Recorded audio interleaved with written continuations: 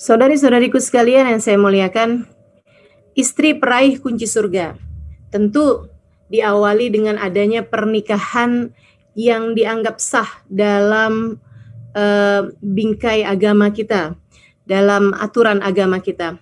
Dan pernikahan itu sendiri sebagaimana yang disampaikan oleh baginda kita Nabi besar Muhammad sallallahu alaihi wasallam adalah sebagai sebuah ibadah paling panjang. Beliau mengatakan an-nikahu sunnati faman raghiba an sunnati falaysa minni. Nikah adalah bagian dari sunnahku. Nikah adalah jalan hidupku. Nikah adalah sesuatu hal yang aku pilih untuk menjadi cara menjalankan kehidupan bagiku. An-nikahu sunnati. Bahkan dalam hadis yang lain Nabi Muhammad menyebutkan bahwa nikah ini adalah merupakan sunnah seluruh para nabi-nabinya Allah Subhanahu wa taala. Dari sejak Nabi Adam yang dinikahkan oleh Allah Subhanahu wa taala di surga dengan Siti Hawa, sampai kemudian Nabi Thid, sampai kemudian Nabi Idris, Nabi Nuh, dan nabi-nabi yang sesudahnya, sampai kepada baginda kita Nabi besar Muhammad sallallahu alaihi wasallam. Semua nabi-nabinya Allah Subhanahu wa taala menikah. Karena itu merupakan kesempurnaan kehidupan bagi seorang hamba. Sekali lagi, semua para nabi-nabinya Allah Subhanahu wa taala menikah. Karena itu merupakan bagian dari kesempurnaan hidup seorang hamba. Hambanya Allah Subhanahu wa taala.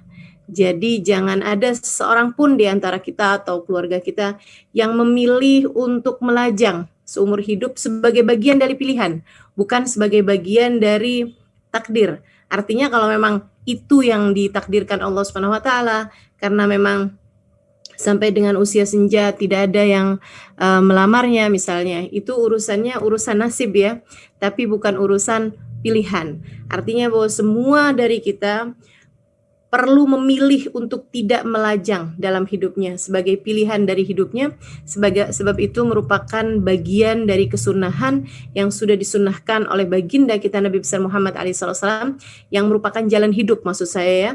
Bukan artinya sunnah dalam artian berpahala jika dilakukan, tidak apa-apa jika ditinggalkan, akan tapi yang dimaksudkan dengan sunnah dalam apa yang disampaikan Nabi Muhammad an-nikahu sunnati ini, maksudnya adalah bahwasanya nikah merupakan jalan hidup yang dipilih oleh Nabi Muhammad SAW, dan di kalimat sesudahnya Nabi menegaskan, faman raghiba an sunnati falaysa minni.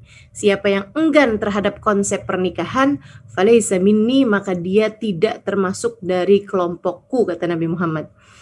Artinya enggan dengan konsep pernikahan, menganggap bahwa pernikahan itu sesuatu hal yang meribetkan, dan itu banyak terjadi ya di beberapa negara-negara yang dianggap sebagai negara modern dan individual, seperti Jepang misalnya. Saya dapat kabar bahwa di Jepang itu orang pada malas nikah. Mungkin karena ribet sama urusan anak dan juga ribet ngadepin mertua barangkali ya. Sehingga mereka memilih untuk tidak menikah dan melajang saja seumur hidupnya. Nah ini yang menjadi apa yang disampaikan oleh Nabi Muhammad SAW tadi, bahwa faman raghiba an sunnati falaysa minni. Siapa yang enggan terhadap konsep pernikahan, dia tidak termasuk dari kelompokku, kata Nabi Muhammad SAW. Semoga Allah Subhanahu wa taala menjadikan adik-adik jomblo yang mungkin mendengarkan kajian pada hari ini dipersegerakan bertemu dengan jodohnya insyaallah, dan juga ibu-ibu mungkin yang sudah punya anak yang sudah remaja dan berada dalam usia menikah, semoga juga mereka semuanya dipercepat untuk bertemu dengan jodohnya sehingga dapat menyempurnakan agamanya. Nabi Muhammad dalam hadisnya yang lain mengatakan, an-nikahu syatruddin. Nikah adalah setengah bagian dari agama, setengah bagian dari penjagaan agama. Maka siapa yang menikah, kata Nabi Muhammad, dia hanya perlu untuk menjaga setengah bagian agamanya yang lain. Jadi orang kalau sudah menikah, setengah agamanya sudah terjaga, dia hanya perlu untuk menjaga setengah bagian dari agamanya yang lain. Karenanya saya pernah mendengar sebuah hadis bahwasanya ketika terjadi akad nikah ya, ketika seorang laki-laki menjabat tangan seorang ayah, kemudian dia mengatakan qabiltu nikahaha wa tazwijaha bil mahril madhkur, atau saya terima nikahnya dan kawinnya dengan mas kawin yang telah disebutkan gitu ya. Pada saat itu setan kabarnya berteriak, Mereka berkata, duh sudah terjaga setengah bagian agamanya. Aku hanya bisa mengganggu dia dari setengah bagian agamanya yang lain. Itu yang terjadi ya. Jadi kalau saya pikir-pikir nih ketika terjadi akad nikah tuh ada 2 tan ya yang menangis ya. Jadi yang satu setan, yang keduanya mantan. Baik teman-teman saudaraku sekalian yang saya muliakan, kembali kepada pernikahan sebagai sebuah bagian dari cara kita beragama dan kesempurnaan yang kita lakukan gitu kan ya. Bagian dari cara kita menjalankan kehidupan. Ada beberapa hal yang kalau kita kerjakan dengan benar, jadi pernikahan ini begini konsepnya. Ia adalah sebuah mahligai yang kalau kamu menjalaninya dengan benar, kamu akan sampai kepada apa yang dijanjikan Allah Subhanahu wa taala berupa surga. Seperti biduk ya, pernikahan itu seperti sebuah sampan, seperti perahu, seperti kapal.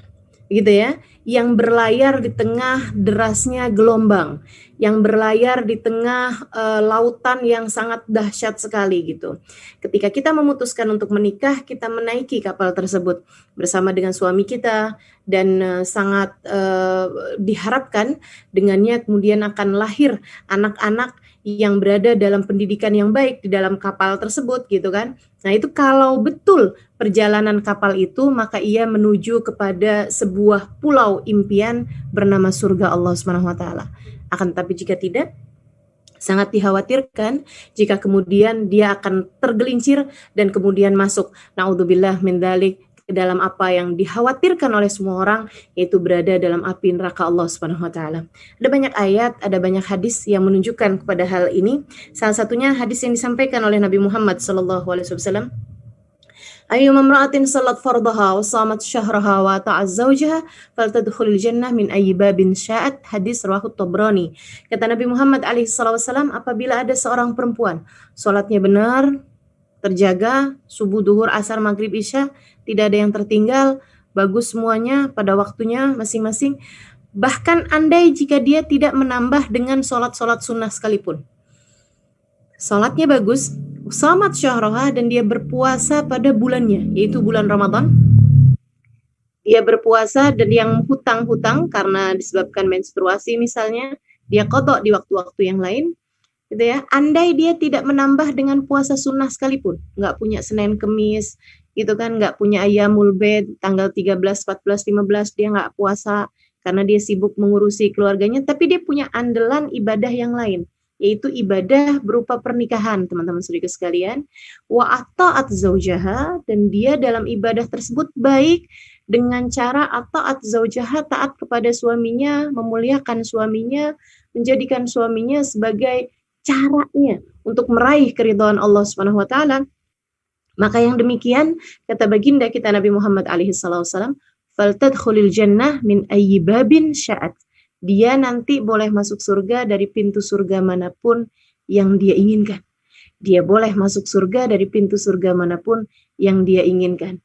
Ini yang kita harapkan ya, menjadi istri-istri peraih kunci surganya Allah Subhanahu wa taala. Dapat kunci surganya, kemudian dapat memasukinya insya Allah. Amin ya rabbal alamin.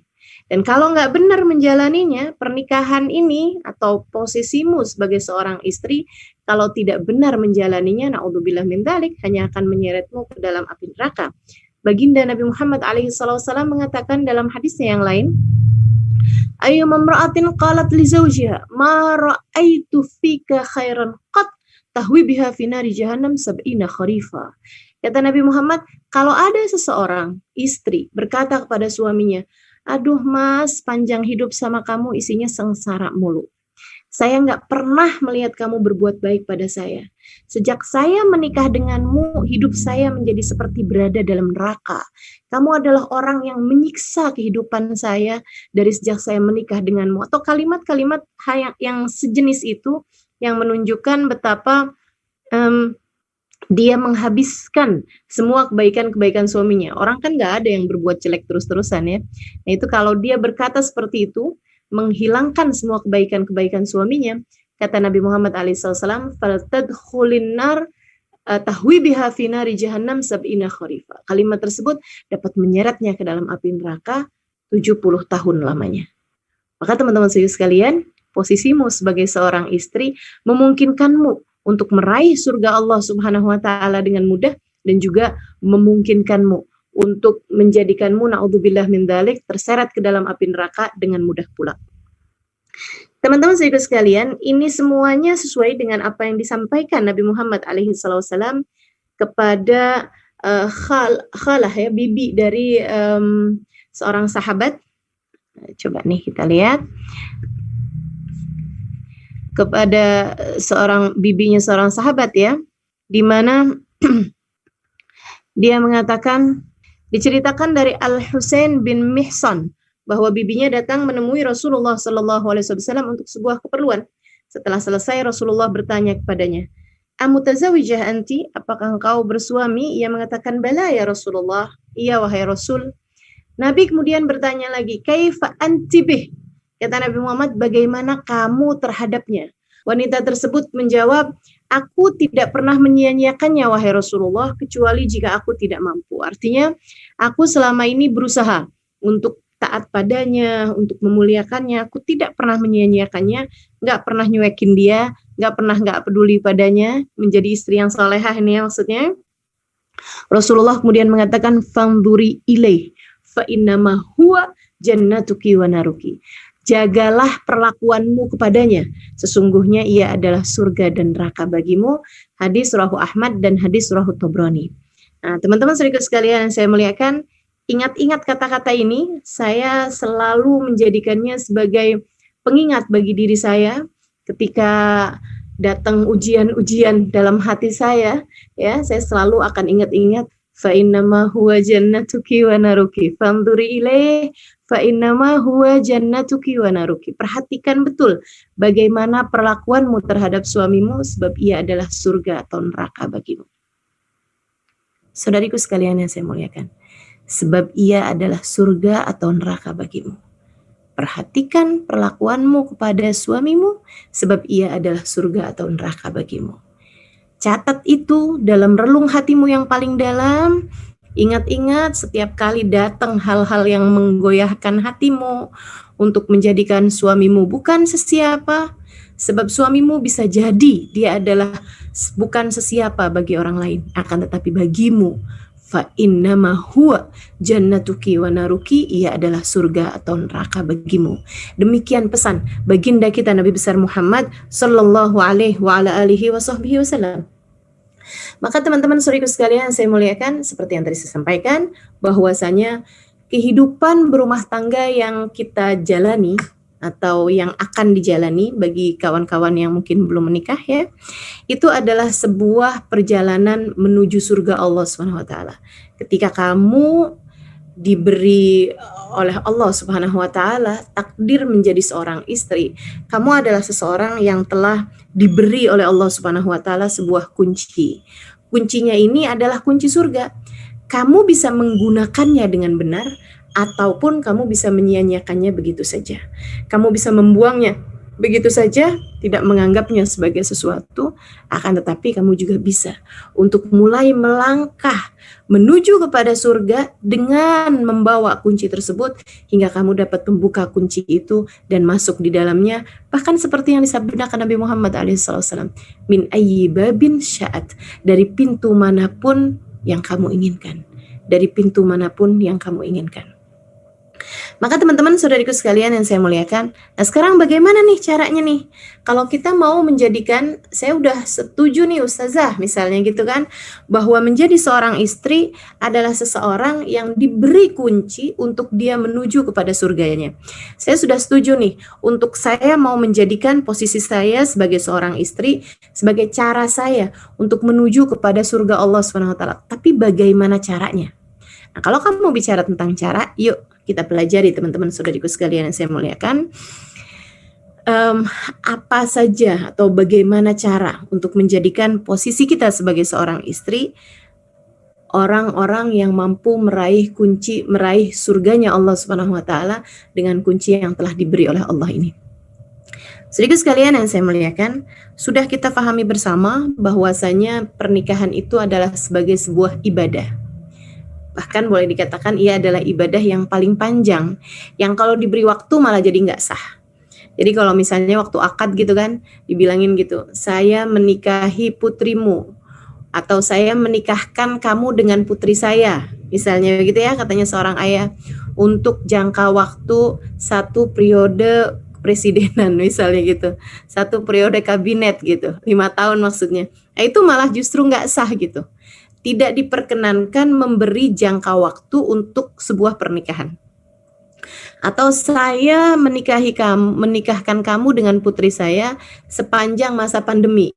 Jadi kalau udah pandeminya udah habis, berarti udah selesai juga masa nikahnya. Itu juga nggak sah gitu. Jadi gantungkan dengan apapun masa pernikahan, itu malah justru tidak sah. Dari sini tidak sahnya adanya pernikahan kontrak ya, kawin kontrak gitu kan, dengan jangka waktu. Teman-teman sekalian, jadi pernikahan ini boleh dianggap sebagai sebuah ibadah yang paling panjang.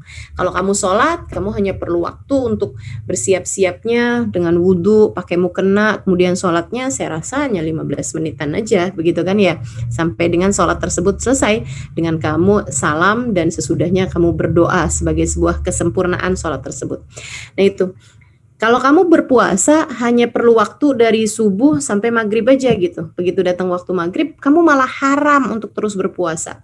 Misalnya ada orang gitu ditanyain waktunya Isya, oh kamu belum makan-makan, ya ini kan bulan Ramadan, tapi kan ini udah Isya, saya ibadahnya panjang, puasanya sampai dengan jam 12 malam misalnya gitu. Ibadahnya malah justru nggak sah. Ada jangka waktu untuk setiap ibadah, termasuk juga ibadah haji misalnya. Perlu waktu berbulan-bulan, bisa jadi dari sejak berangkat sampai pulang, terutama buat orang yang perjalanannya sangat jauh ya, apalagi zaman dulu kan ditempuh pakai kapal laut misalnya begitu. Perlu waktu berbulan-bulan, tapi kan hanya berbulan-bulan, habis selesai pulang dia udah nggak haji lagi gitu. Nah, kalau pernikahan ini ibadah yang saya rasa paling panjang ya. Ada yang sudah menikah selama 20 tahun, bahkan 40 tahun, bahkan 50 tahun, 60 tahun masih dalam masa menikah gitu kan. Berarti dia telah menjalani ibadah yang sebegitu panjangnya. Dan sebagaimana halnya ibadah, sebagaimana layaknya ibadah, seperti ibadah-ibadah yang lainnya, ibadah itu bisa sah apabila memenuhi syarat-syarat dan rukun-rukunnya, apabila memenuhi peraturan-peraturan dalam ibadah tersebut. Orang kalau mau sholat tapi ngadepnya nggak mau ngadep ke arah kiblat misalnya begitu kan ya, dia nggak mau tuh sholatnya ngadep ke arah kiblat, dia maunya ngadepnya ke selatan atau ke utara misalnya. Kalau ditanya kenapa, soalnya kalau ngadep ke sana saya ngelihat pemandangan yang kurang bagus, jadi saya ngadepnya ke utara aja. Nah itu kan nggak sah gitu. Sama halnya dengan ibadah menikah, ini juga menjadi tidak sah kalau tidak memenuhi peraturan-peraturannya. Apa aja peraturan-peraturannya?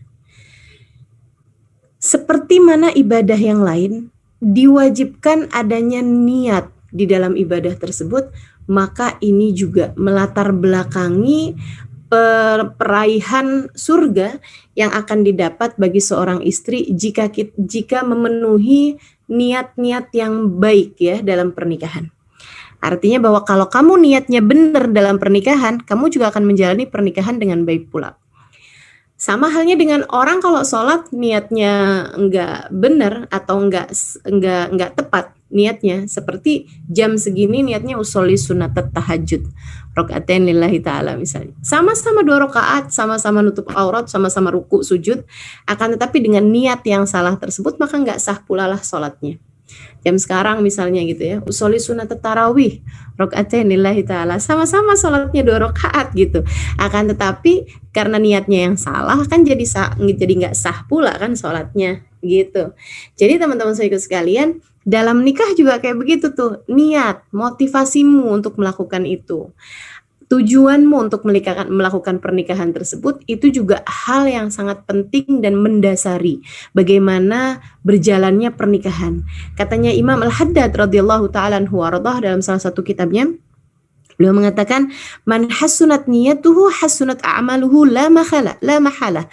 Siapa yang bagus niatnya mengerjakan sesuatu, maka akan bagus pula lah amal perbuatannya. secara pasti. Kalau bagus niatnya bakalan bagus perbuatannya. Bakalan bagus hasil perbuatannya. Wa man sa'at niyatuhu sa'at a'maluhu la mahalah. Dan siapa yang buruk niatnya dari sejak awal, maka akan buruk pula lah perbuatannya la mahalah secara pasti. Nah, maka teman-teman sekalian saya muliakan, perhatikan betul niatmu dalam menikah. Ustadzah, niatkan di awal, nih saya nikahnya nih udah lama bener nih, gimana nih caranya? Nah ya, karena nikah itu adalah ibadah yang panjang, memang nikah itu boleh bagi kita untuk memperbaharui niat gitu. Bahkan kita harus terus-terusan memperbaharui niat dalam pernikahan kita. Ingetin diri tentang apa sih tujuan kamu menikah? Apa sih motivasimu untuk menikah? Nih kamu pengen jadi istri, ini apa motivasimu untuk itu gitu. Nah, apa niat-niatan yang baik dalam menikah itu? Teman-teman sedikit sekalian saya muliakan, yang pertama niatnya mau nyari ridhonya Allah Subhanahu wa taala. Mau mencari ridhonya Allah Subhanahu wa taala, sebab seperti yang tadi saya sampaikan, nikah itu adalah ibadah yang berujung surga. Nikah itu adalah ibadah yang menghasilkan ridhonya Allah Subhanahu wa taala ketika kita menjalankannya dengan penuh kebaikan, sebab orang yang diridhoi Allah kan dimasukkan ke dalam surganya gitu. Nah itu seperti itu. Dan juga niat menikahnya salah satunya adalah untuk memperbanyak adanya generasi orang-orang muslim, muslimah, mukminah, mukmin yang benar-benar layak untuk mendapatkan keridhaan Allah Subhanahu wa taala. Sebab untuk syarat utama ya, tentu saja untuk melahirkan orang-orang yang benar-benar baik begitu kan ya, muslim, muslimah dan punya keimanan yang baik, itu adalah adanya pendidikan yang baik dari orang tuanya gitu. Dan pendidikan yang baik dari orang tuanya itu didasari dengan adanya pernikahan. Teman-teman sedikit sekalian, kalau udah mohon maaf kebobolan duluan gitu kan, hamil, akan lebih sulit lagi untuk menjadikan anak yang lahir di luar nikah tersebut itu sebagai anak yang saleh dan salehah. Nabi Muhammad SAW mengatakan, tanakahu takthuru fa inni mubahin bikumul umam yaumal qiyamah. Menikahlah kalian sehingga kalian menjadi banyak. Menikahlah kalian wahai umatku sehingga kalian menjadi banyak. Fa inni mukatsir bikumul umam yaumal qiyamah, karena aku akan berbangga dengan banyaknya kalian di hari akhirat nanti. Gitu ya. Jadi niat kita menikah yang pertama untuk mendapatkan keridhaan Allah Subhanahu wa taala, yang kedua untuk menjadi penyebab syafaat Nabi Muhammad sallallahu alaihi wasallam dan menjadi penyebab kebanggaan Nabi Muhammad alaihi salatu wasallam di dalam hadis yang telah saya sebutkan tadi. Fa inni mubahin bikumul umam yaumal qiyamah, dalam riwayat fa inni mukatsir bikumul umam yaumal qiyamah, karena aku akan berbangga dengan banyaknya kalian di hari akhirat nanti. Sesuatu hal yang akan dibanggakan oleh Nabi kita Muhammad sallallahu alaihi wasallam saat beliau menggiring kita umatnya, teman-teman saudariku sekalian. Gitu. Niat-niatan yang seperti ini tuh jangan sampai terkalahkan gitu ya, hanya karena saya menikah karena cinta, aku tak sanggup hidup tanpanya misalnya, atau gitu, saya menikah karena dia punya uang saldo di rekeningnya jumlahnya nolnya tidak terhitung misalnya begitu, atau saya mau menikah sama dia karena dia mobilnya mewah misalnya, padahal itu hanya nyewa aja, kan bisa aja ya. Jadi teman-teman sedikit sekalian saya muliakan, jangan menikahi seseorang karena harta, jangan menikahi seseorang karena rupa, jangan juga menikahi seseorang karena cinta. Jangan gitu. Apalagi kalau menikah seseorang hanya karena saya takut zina daripada saya zina gitu. Kenapa kamu harus takut zina gitu? Jadi teman-teman sekalian, kalau kamu dari awal adalah seorang perempuan yang soleha, insya Allah nggak perlu lagi menikah hanya karena takut terhadap perzinaan. Kamu nggak zina kok, kenapa kamu harus zina gitu? Kita adalah hamba Allah Subhanahu Wa Taala yang soleha, tahu aturan, kita jauh dari hal-hal yang diharamkan oleh Allah Subhanahu Wa Taala, insya Allah. Amin ya rabbal alamin. Jadi teman-teman sekalian, sekali lagi jangan hanya menikah karena karena cinta ya. Saya banyak mendapati orang-orang yang menikahnya karena cinta, dia lupa bahwasanya menikah itu adalah sesuatu hal yang bentuknya rasa hati, dan rasa hati itu kamu jangan lupa juga bahwasanya Allah Subhanahu wa taala adalah yang membolak-balikannya. Allah menamakan dirinya Muqallibal Qulub. Makanya dalam salah satu doanya Nabi Muhammad mengatakan, ya muqallibal qulub, tsabbit qalbi ala dinik. Wahai zat yang membolak-balikan hati, tetapkanlah hati kami berada dalam keimanan padamu. Allah yang membolak-balikan hati. Betapa banyak orang yang menikah karena cinta pada masa menikahnya 5-6 tahun kemudian atau bahkan kurang daripada itu menjadi seseorang yang menjadi paling dia benci dalam hidupnya. Yang berawal dengan aku tak mampu hidup tanpamu, berakhir dengan aku tak sanggup hidup denganmu. Yang berawal dengan hidupku bersamamu serasa surga, berakhir dengan hidupku bersamamu serasa berada dalam neraka. Maka teman-teman saudaraku sekalian, rasa yang terlalu akan berbalik menjadi sebaliknya dalam waktu cepat ataupun lambat. Ingat-ingat itu, karenanya jangan biarkan rasa-rasa yang seperti itu menjadi niat-niatmu untuk melakukan sebuah ibadah yang sedemikian agungnya. Niatkanlah pernikahanmu mencari ridha Allah, niatkanlah pernikahanmu mencari kebanggaan Nabi Muhammad alaihi salatu wassalam, dan niatkanlah pernikahanmu tersebut untuk meraih kunci surgamu sendiri, jalan surgamu sendiri, seperti yang disampaikan Nabi Muhammad alaihi salatu wassalam, fa innama huwa jannatuki wa naruki. Sesungguhnya suamimu adalah jalan surga bagimu, atau jika kamu tidak benar memperlakukannya bisa menjadi jalan neraka bagimu. Jadi teman-teman saudaraku sekalian saya muliakan, perhatikan betul bagaimana caramu memperlakukan niat di dalam hati kita ini ya. Dan ada satu hadis yang semacam mengancam gitu.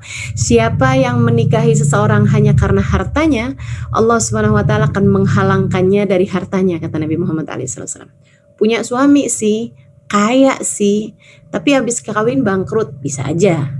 Punya suami, milihnya karena dia kaya sih, tapi pelitnya nauzubillah, bisa aja gitu. Jadi yang namanya kekayaan itu Allah sudah mengancam dalam, maksudnya seperti yang disampaikan Nabi Muhammad alaihissalam ya, bahwasanya siapa yang menikahi seseorang hanya karena harta, Allah malah justru akan menghalangkannya dari hartanya tersebut, sebab memang bukan itu tujuan kita untuk melakukan ibadah yang bernama pernikahan. Kemudian yang berikutnya, ada juga orang-orang yang menikahi hanya karena rupa. Nabi Muhammad juga semacam mengancam gitu. Siapa yang menikahi seseorang hanya karena kecantikannya atau hanya karena kegantengannya, hanya karena rupanya, maka Allah akan menjadikan orang tersebut jelek di hadapan pasangannya sudah menikah. Coba tuh perhatikan, berapa banyak orang yang menikah hanya karena rupanya gitu. Kemudian sesudah menikah dia menjadi tidak lagi menarik ya. Tidak lagi menarik di hadapan pasangannya. Maka kita juga mesti jaga-jaga ini. Niatnya mesti kita perbaharui terus. Kalau dulunya saya menikah hanya karena rupa, sekarang wajiblah bagi kita untuk memperbaharui niat kita. Jangan lagi hanya karena rupanya gitu.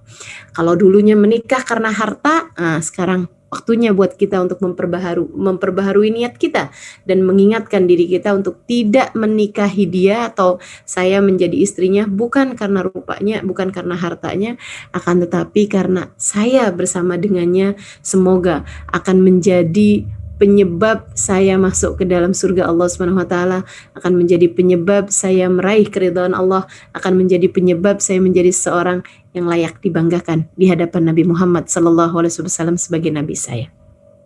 Itu niatnya diperbaharui. Nabi juga dalam hal ini mengatakan dengan jelas ya, bahwasanya kata Nabi Muhammad, tungkahul mar'ali arba'. Perempuan tuh biasanya dinikahi karena 4 hal. Lijamaliha karena kecantikannya, limaliha karena kekayaannya, lihasabiha karena anaknya siapa gitu kan, garis keturunannya. Nabi kemudian mengatakan yang keempatnya lidiniha karena agamanya. Nabi menyebutnya karena agamanya nih yang nomor 4. Padahal kalau kita lihat sekarang nih, zaman sekarang kayaknya nomor 17 deh. Gitu kan. Udah nggak jadi patokan lagi gitu bagaimana agamanya seseorang. Nabi kemudian mengatakan sebagai kesimpulannya, sebagai sebuah ajaran dalam agama kita, fadfar bidatid-din taribat yadak. Kata Nabi Muhammad, fadfar bidatid-din, dapatilah orang yang beragama dengan baik, taribat yadak, maka akan beruntunglah kehidupanmu. Maka akan beruntunglah kehidupanmu. Lihatnya agamanya aja. Nah kalau kita nggak tahu agamanya dia baik apa nggak baik gitu kan, buat ibu-ibu nih yang mungkin mau menikahkan anaknya, ada seseorang yang deketin anak kita gitu, mintalah pada dia, anakmu atau kamu sendiri juga boleh melakukannya untuk melakukan sholat istikharah, minta petunjuk dari Allah Subhanahu Wa Taala apakah baik anakmu menikah dengan orang tersebut. Buat adik-adik jomblo juga bisa melakukan yang seperti ini ya. Kalau ada yang melamarmu, jangan hanya lihat wibawanya, bawa mobil, bawa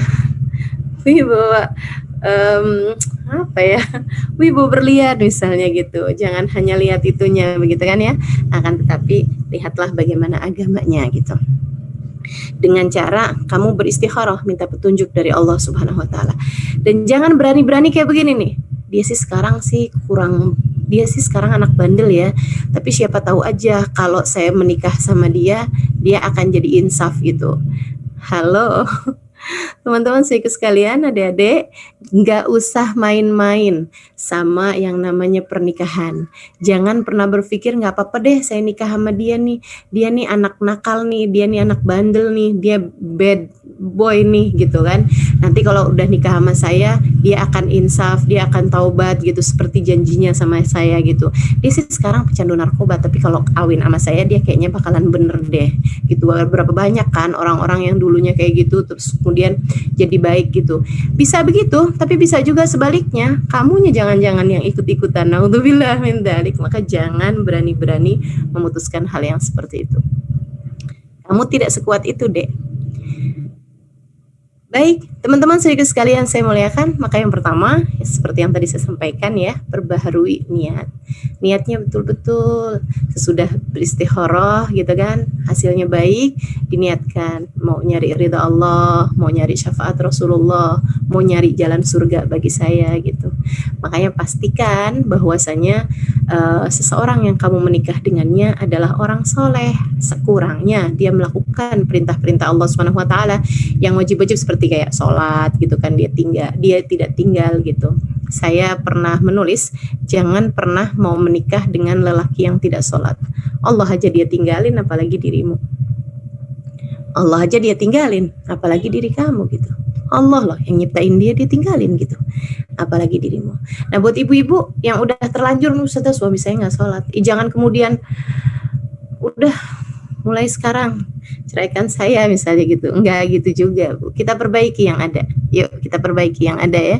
Jadi nih yang pasti perbaharui niatmu di dalam hatimu ini, ya Allah saya kepengen jadi istri yang solehah bagi suami saya, sebab dia adalah jalan surga bagi saya. Sebab dia adalah jalan surga bagi saya.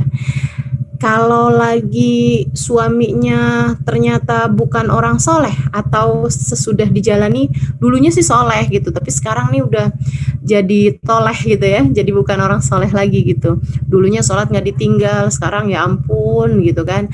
Nah kalau kayak begini nih teman-teman saudaraku sekalian saya muliakan, boleh deh kamu ingetin ceritanya Asia. Asia istrinya Pak Fir'aun ya, yang Nabi Muhammad menyebutnya sebagai salah satu dari wanita-wanita surga. Nisaul Jannah Arba' kata Nabi Muhammad, perempuan-perempuan surga, artinya perempuan pemimpin surga, ratu-ratunya surga. Itu ada 4 kata Nabi Muhammad alaihissalam. Salah satunya adalah Asia istrinya Fir'aun, kemudian yang keduanya adalah Maryam Ummu Isa, Maryam ibunda Nabi Isa, kemudian ada lagi seperti yang kita tahu Sayyidah Khadijah bintu Khuwailid, dan juga ada istri Nabi Muhammad ya. Kemudian yang terakhirnya adalah Sayyidah Fatimah bintu Nabi sallallahu alaihi wasallam, Sayyidah Fatimah putri Nabi Muhammad alaihi salatu wasallam. Nah, Asia ini teman-teman sekalian punya suami Fir'aun. Fir'aun itu bukan cuman minum minuman keras, Fir'aun itu bukan cuman gak sholat, Fir'aun itu bahkan mengaku gitu ya, bukan hanya mengaku jadi nabi loh, tapi ngaku jadi Tuhan. Kebayang gak sih gitu? Jadi suami kita sejahat-jahat apapun, saya rasa gak Fir'aun amat gitu. Tiap kali teruji hatimu menghadapi suamimu, ingat-ingatlah Asia. Kemudian bilang, ya Allah, karuniakan kepada saya kesabaran Asia, karuniakan kepada saya kesabaran Asia. Minta sama Allah Subhanahu wa taala, sebab memang kalau kita minta sama Allah ya sangat mungkin untuk doa kita diijabah. Tapi kalau kita nggak minta, apalagi kalau kemudian kita menuntut-nuntut hal-hal yang tidak baik ya, maka jadinya hancur semua nih bangunan rumah tangga yang selama ini sudah kita bina gitu. Belajarlah untuk menjadi seorang istri yang lebih bersabar gitu. Jadi sekali lagi teman-teman saya sekalian, perhatikan niatmu gitu. Jangan kemudian gara-gara urusan niat kamu kecewa ketika mendapati ternyata suamimu tidak seperti yang kamu bayangkan. Kamu niatnya untuk menikahi dia karena dia berharta, ternyata dia pelit gitu kan. Akhirnya jadi malas lanjutin hubungan pernikahan. Akhirnya jadi cekcok terus-terusan. Akhirnya jadi ribut terus-terusan gitu. Sekali lagi terus ingetin hati bahwa saya nikah mau nyari ridhonya Allah. Saya nikah mau nyari ridhonya Allah. Ngelihat suami jalan surga saya nih jalan surga saya nih. Kalau suami lagi nyenengin gitu kan, ya kamu bilang gitu, emang surga memang seseneng ini sih. Surga emang seindah ini gitu. Kalau suami lagi nyebelin, jalan surga emang susah sih gitu. Jadi terus saja gitu, ingetin diri bahwasanya suami adalah jalan surga bagi kita. Itu yang harus terus-terusan kita ingat-ingat ya dalam urusan masalah niat ini. Kemudian yang kedua, kalau kamu mau meraih kunci surganya Allah Subhanahu wa taala dengan posisimu sebagai seorang istri, yang kedua yang harus kamu perhatikan, seperti mana ibadah-ibadah yang lain, kan caranya harus sesuai. Caranya harus sesuai, teman-teman saudaraku sekalian. Sholat, kalau misalnya kamu mau caranya tengkurap gitu kan sholatnya jadi nggak sah. Nggak ada tuh cara tengkurap dalam sholat gitu. Maka demikian pula dengan kita menikah, caranya harus benar gitu. Nah, gimana cara yang benar gitu kan? Nabi Muhammad menyebutkannya dalam sebuah hadisnya ketika beliau mengatakan, nih ada di sini nih, Nabi Muhammad mengatakan dalam sebuah hadis riwayat Tabrani, maukah engkau aku beritahu tentang seindah-indah perhiasan yang dimiliki seseorang? Ialah wanita solehah yang menyenangkan ketika dipandang, mentaati tatkala diperintah dan menjaga dirinya tatkala suaminya tidak berada di dalam rumah. Ini kriteria dari apa yang disebutkan oleh Nabi Muhammad SAW ya tentang cara menjalani posisi sebagai seorang istri gitu. Nabi Muhammad menyebutkannya menyenangkan ketika dipandang, 1, mentaati tatkala diperintah, 2, yang ketiga menjaga dirinya dan harta suaminya ya, dalam sebuah riwayat tatkala suaminya tidak berada di dalam rumah, tatkala suaminya bersama dia ataupun tidak bersama dengannya. Kita bahas satu-satu. Yang pertama kata Nabi Muhammad SAW, menyenangkan tatkala dipandang. 2 hal ya dalam kategori ini. Maaf. Menyenangkan ketika dipandang itu dalam dua sisi gitu, secara zahir maupun secara batin. Secara zahirnya berusahalah untuk tampil baik di hadapan suami. Artinya jangan mentang-mentang Allah laki gue ini, gue juga udah nikah sama dia udah 20 tahun gitu, atau udah 30 tahun gitu. Dia mah gak masalah, udah tahu jelek cantiknya saya gitu. Jadinya kemudian gigi gak disikat-sikat 2 hari gitu kan. Badan gak dimandiin gitu beberapa waktu gitu, udah baunya segala macam, habis masak, habis bikin masakan segala jengkol ini apa, badannya gak dirawat gitu. Ini juga hal yang tentu saja tidak menyenangkan ketika dipandang gitu.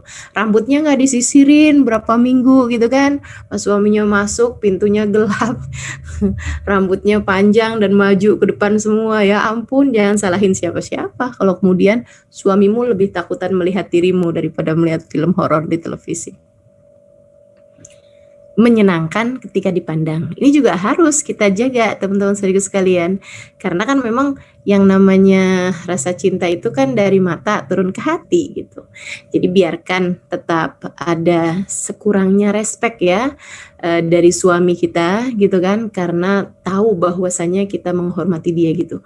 Orang tuh kalau hormat kalau memuliakan seseorang pasti akan tampil baik loh di hadapan orang tersebut. Ibu-ibu mau ketemu atasan gitu kan, atau mau ketemu atasan suaminya atau apa gitu kan, pasti dandan rapi lah sekurangnya gitu. Nah, suamimu ini pemegang kunci surgamu loh Bu, jangan lupa. Jadi juga ya sekurangnya gitu, jagalah dari suamimu matanya gitu. Jangan biarkan ia melihat darimu kecuali pantas buat dilihat. Jangan daster yang udah robek-robek kamu pakai terus dengan bilang enak soalnya nih, adem gitu kan. Apalagi kena semilir angin gitu misalnya gitu. Jangan begitu Bu. Itu enak yang lihat, enak yang make tapi nggak enak yang lihat gitu. Jadi dijagain lah gitu ya pandangan mata suami kita, dan juga dijagain juga hidungnya, jangan biarkan dia mencium dari kita kecuali bau wangi gitu. Usahakan untuk itu gitu. Dan itu kamu dapat pahala yang luar biasa besarnya loh. Kalau kamu memakai wewangian di hadapan suamimu gitu ya, bukan hanya ketika kamu mau kondangan atau bukan hanya ketika kamu mau kumpul-kumpul arisan gitu kamu pakai minyak wangi, tapi di hadapan suamimu kamu juga mengenakan wewangian yang layak gitu kan untuk dia gitu, yang dia sukai gitu.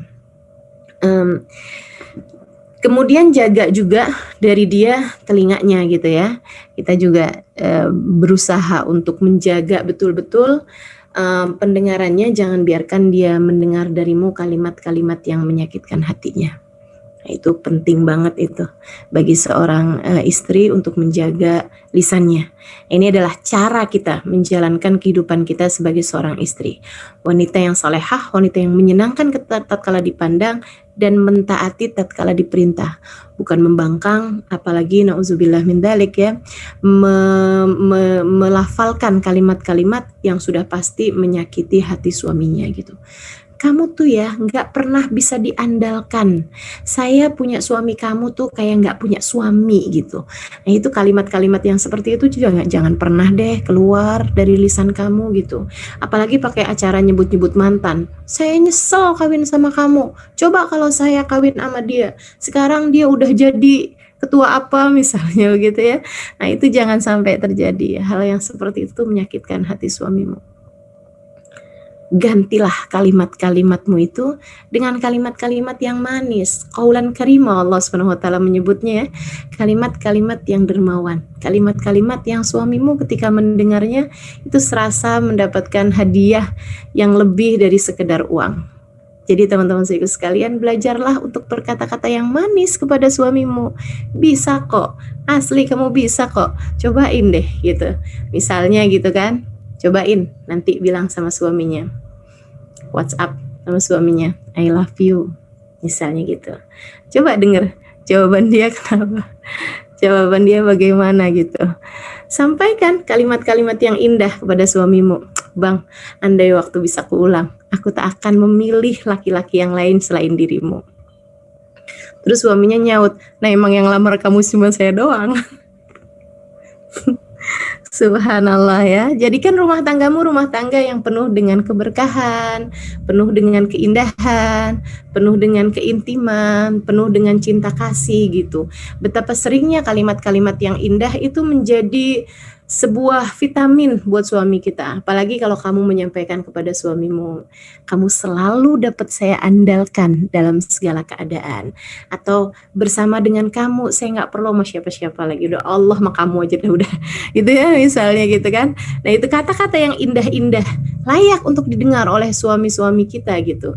Atau misalnya kamu bilang, abang tahu nggak, atau mas tahu nggak gitu. Cinta adalah membersamai dengan seseorang dan mendoakannya sampai dapat bersama dengannya di surga, sebab ia merasa dunia tak cukup panjang untuk sebuah kebersamaan. Wih, pokoknya deh belajar buat ngomong yang bagus-bagus sama suami, belajar buat ngomong yang indah-indah sama suami. Caranya gimana Ustazah? Saya ini bukan orang yang romantis gitu. Belajar untuk sekurangnya tidak menyakiti dia dengan cara tiap kali mau ngomong itu dipikirin dulu, kalau saya dengar omongan kayak begini gimana nih gitu. Kamu bayangkan kalau ada seseorang ngomong sama kamu kayak begitu, gimana kira-kira perasaannya gitu kan. Maka belajar untuk bisa berbahasa dengan bahasa yang bagus-bagus, dengan berbahasa yang indah-indah gitu. Tapi dia suka ngomel Ustazah. Ya udah kalau dia ngomel, ya udah biarin aja, nggak usah ditanggapi gitu. Saya pernah dengar nih satu kisah, ada seorang ibu dianggap sebagai ibu teladan, ada seorang istri dianggap sebagai istri yang teladan, dicintai suaminya tuh sampai bilang, saya mah di surga nggak perlu bidadari dah gitu, istri saya nih udah gitu, saya udah cukup sama dia gitu. Pokoknya suaminya tuh secinta itu gitu sama dia, anak-anaknya juga cinta banget gitu sama dia gitu kan. Akhirnya dia ditanyain gitu, ada satu wawancara yang saya dengarkan ini ya dalam bahasa Arab. Dia ditanya gitu, perempuan tersebut ditanya, Anda sebagai seorang istri gitu pernah gak sih kayak ada permasalahan dalam rumah tangga gitu? Dia bilang, ya pernah lah, namanya juga orang berumah tangga berpuluh-puluh tahun gitu, masa gak pernah? Terus tanya lagi sama orangnya itu, suami kamu pernah marah-marah? Pernah gitu. Terus gimana kalau suami kamu marah gitu? Saya gak percaya, dia bilang. Itu saya benar-benar takjub sama ucapannya dia gitu. Dia ditanya, kalau suami kamu lagi marah-marah, kamu gimana sikapnya? Dia bilang, saya dengerin aja, tapi saya nggak percaya. Heran juga saya waktu denger itu gitu kan. Kok bisa nih, maksud dia apa nih gitu? Dia dengerin aja, tapi dia nggak percaya. Dia bilang gini nih, karena orang kan kalau lagi marah, kata Nabi Muhammad kan dia dikuasai nama setan. Ngapain saya percaya sama setan? Cakep banget dah, ini pinter banget dah. Ini nih benar-benar bisa jadi prinsip dalam hidup kita teman-teman saudara sekalian. Kalau suami kita marah jangan percaya, kita cukup dengerin aja, senyum-senyum aja gitu. Jangan ngelihatnya sebagai yang laki gue nih emang bener-bener banget nih, dia marahin gue kayak begitu, dia pikir dia doang yang bisa marah. Itu teman-teman saudara sekalian, nggak banget.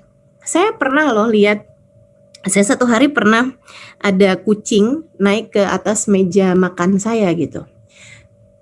Dia kayaknya mau nyuri ikan gitu kan, udah keciuman bau ikan, dia naik ke atas meja makan saya.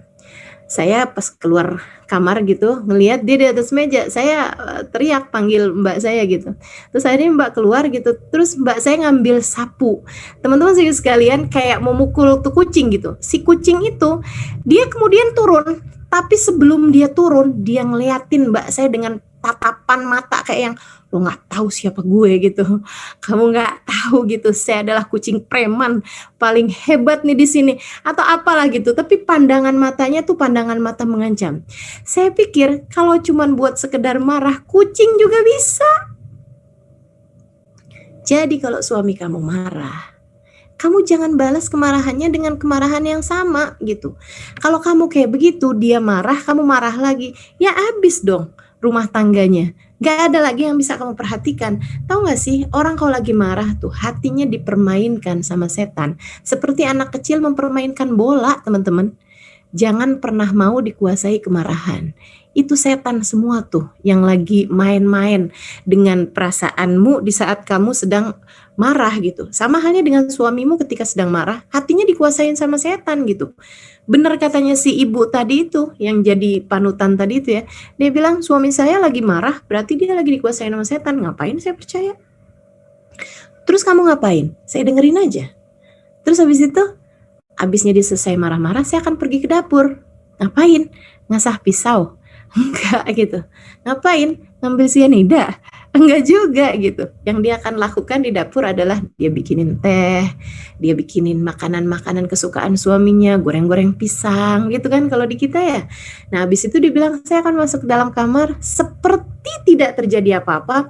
Saya akan menemui suami saya seperti tidak pernah terjadi apa-apa. Dan saya akan bilang gitu sama dia, ini bang silahkan diminum gitu, atau ini mas gitu, ini saya tadi dapat pisang enak banget dah, cobain yuk misalnya gitu kan. Udah seperti tidak terjadi apa-apa. Dia bilang biasanya sesudah itu suami saya akan bilang gitu, maafin saya ya, tadi tuh saya juga emosi, maafin saya ya, saya tadi tuh ngomong yang gak enak sama kamu gitu.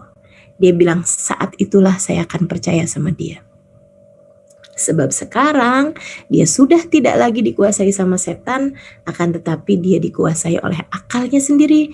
Dia sudah disinari dengan cahaya agamanya, sehingga pada saat itu dia berbicara dengan benar. Dia bilang saat itulah saya akan tersenyum, kemudian saya akan berkata sama dia, udah saya maafin kok gitu. Subhanallah teman-teman saudariku sekalian, yuk belajar buat kita menjaga rumah tangga kita menjadi rumah tangga yang mudah-mudahan sakinah, mawaddah, warahmah gitu ya. Sakinah, mawaddah. Sakinah ketenangan, rumah tangga yang penuh dengan ketenangan. Mawaddah, rumah tangga yang penuh dengan cinta. Nah, kalau dua ini sudah kita laksanakan, Allah akan turunkan yang ketiganya, yaitu rahmah. Rahmat dari Allah Subhanahu wa taala. Jadi rumah tangga sakinah mawaddah warahmah tuh yang dua kita usahakan, yaitu sakinah sama mawaddahnya gitu kan. Yang ketiganya, kalau dua hal ini sudah ada dalam rumah tangga kita, nanti Allah yang akan menurunkan rahmatnya kepada kita sekalian. Jadi caranya mesti dibenerin, gitu kan? Jaga telinga suamimu, jangan sampai dia mendengar darimu hal-hal yang tidak menyenangkan. Kalau diperintah, selagi kamu dapat melaksanakannya dengan baik, gitu kan? Laksanakan aja gitu. Selagi tidak melanggar aturan Allah. Tapi kalau dia menyuruhmu untuk melakukan sesuatu yang di luar aturan Allah Subhanahu wa taala, ya kamu nggak boleh taat. Sebab katanya Nabi Muhammad, la ta'ata li makhlukin fi maksiatil khaliq. Tidak boleh kita taat kepada seseorang selagi itu membawamu kepada kemaksiatan dalam jalan Allah Subhanahu wa taala. Suamimu melarangmu buat sholat duhur misalnya gitu ya, ya kamu nggak wajib taat. Suamimu melarangmu untuk menemui orang tuamu misalnya, nah itu juga nggak wajib taat, tapi juga nggak boleh melakukannya dengan di hadapan dia gitu. Artinya kamu boleh kok sembunyi-sembunyi tetap menemui orang tuamu gitu. Atau misalnya suamimu melarangmu untuk menemui saudara-saudarimu, kakak atau adikmu ya. Nah itu juga bukan hal yang wajib ditaati. Tapi kamu juga nggak boleh terang-terangan di hadapan suamimu gitu. Apalagi dengan mengatakan, kamu nyuruh saya nggak boleh ketemu kan sama orang tua, sama saudara saya. Itu mutusin silaturahmi tahu, dan itu dilarang sama Allah. Jadi walaupun kamu perintahkan, saya tetap boleh aja ngerjain. Nah itu nyolot namanya gitu ya. Jangan gitu. Jadi kamu boleh sembunyi-sembunyi ketemu sama saudara-saudarimu tersebut. Itu artinya tidak berdosa ketika kamu melakukannya, karena itu adalah hal yang bertentangan dengan syariat agama Allah Subhanahu wa taala. Dari yang namanya durhaka orang tua ataupun memutuskan silaturahmi. Kemudian teman-teman saudaraku sekalian, dan menjaga harga dirinya tatkala suaminya ada atau tidak ada di rumah. Ini penting banget nih. Ini penting banget saya sampaikan terutama di zaman sekarang ini. Teman-teman saudaraku sekalian, ada berapa banyak rumah tangga yang terhalang dari meraih surganya Allah Subhanahu wa taala. Ada berapa banyak istri terhalang untuk meraih surganya Allah Subhanahu wa taala hanya disebabkan karena masih terhubung sama mantan, masih berhubungan sama seorang laki-laki walaupun hanya di media sosial atau walaupun hanya lewat chat di kolom chatnya ya, ataupun lewat telepon gitu kan. Akan tetapi hal-hal yang seperti ini dapat merusak keutuhan rumah tanggamu dalam pandangan Allah. Ketika suamimu sudah tidur di waktu malam dan ada bunyi WhatsApp masuk ke dalam HP-mu, kamu membukanya jam 10 malam, ternyata ada seorang laki-laki bertanya padamu, tadi kamu udah makan? Misalnya gitu. Apa pentingnya kamu udah makan malam di hadapan seorang laki-laki yang mungkin saat ini dia juga sedang berada di samping istrinya? Apa pentingnya? Itu bukan sesuatu hal yang bisa menurunkan nilai keuangan negara kita. Teman-teman, nggak ada pentingnya sama sekali. Jadi jangan ditanggapi. Kalau ada orang-orang iseng, jangan ditanggapi. Apalagi sesuatu hal yang bisa merusak hatimu. Hati-hati sama setan. Setan tuh emang suka kayak gitu tuh. Kata Allah Subhanahu wa taala, wala tattabi'u khutuwati syaitan. Janganlah kalian mengikuti step by stepnya setan. Hati-hati sama langkahan-langkahannya setan. Setan tuh dimulai dengan, hai, apa kabar? Dari seorang laki-laki di HP-mu, teman-teman saudaraku sekalian, yang bisa kemudian merusak bangunan rumah tangga dan membuatmu kehilangan kunci surgamu. Jaga dirimu. Kamu jangan berpikir, alah suami saya nggak tahu ini. Ya, suamimu bisa jadi nggak tahu, tapi Allah tahu. Jangan lupa itu. Suamimu bisa jadi nggak tahu, tapi malaikat raqib atid yang bersamamu tahu. Ma yalfidu min qaulin illa ladaihi raqibun atid. Kata Allah Subhanahu wa taala dalam Al-Qur'an, tidaklah seseorang mengelafalkan satu ucapan, melainkan Allah Subhanahu wa taala telah mengutuskan malaikat raqib dan atid untuk mencatatnya. Semua hal yang ada dalam dirimu tercatat, teman-teman saudariku sekalian. Hati-hati sama hal ini. Jangan biarkan kamu dikuasai oleh hawa nafsumu, jangan biarkan kamu dikuasai oleh setan yang kemudian merusak rumah tangga kalian. Tahukah kamu bahwa setan itu kalau udah bisa merusak rumah tangga orang, kalau udah bisa bikin sebuah rumah tangga itu jadi hancur, itu setannya dapat piala. Setannya tuh dapat hadiah yang paling besar dalam dunia persetanan gitu ya. Dia bisa diangkat jadi setan of the moon atau setan bulan ini gitu ya, atau setan tahun ini gitu. Ketika dia mampu menjadikan rumah tangga yang asalnya tenang-tenang aja kemudian jadi berantakan. Jangan mau dikuasai setan hanya karena hal-hal yang seperti ini. Untuk membuatmu kemudian ngerasa suami saya nggak cukup perhatian sama saya, nih laki-laki ini nih perhatian banget sama saya, nanyain aja gitu, saya tadi makan apa gitu kan. Nah ini jangan biarkan hatimu dikuasai oleh hal yang seperti ini. Ingetin suamimu jalan surgamu, suamimu kunci surgamu, ingetin itu gitu. Kemudian ingatkan kepada dirimu sendiri, saya tidak mau kehilangan surga saya. Kalau saya kehilangan kunci surga saya gitu, di mana lagi saya akan mencarinya. Saya nggak mau kehilangan itu. Terus ingetin diri sendiri untuk jangan mau-maunya kamu hancurkan apa yang selama ini sudah kamu punya dengan hanya perhatian sedikit yang kamu dapat oleh seorang yang tidak berada dalam hubungan yang sah denganmu. Teman-teman saudara sekalian, memang sih kadang-kadang ya yang haram-haram tuh kelihatannya jadi cakep gitu. Karena memang setannya itu zayyana syaitan lahum a'malahum. Setan tuh suka memperlihatkan yang jelek-jelek tuh kayak bagus gitu. Itu emang kerjaannya setan. Biarin aja setan mengerjakan jobnya. Nah, kamu sebagai hamba Allah juga silahkan. Kamu tunjukkan job kamu. Bagaimana baiknya kamu menjalankan perintah Allah Subhanahu wa taala menjadi istri yang salehah. Semoga Allah mampukan kita semuanya insya Allah. Amin ya rabbal alamin. Jadi jaga dirimu, jaga harta suamimu, jaga harga diri.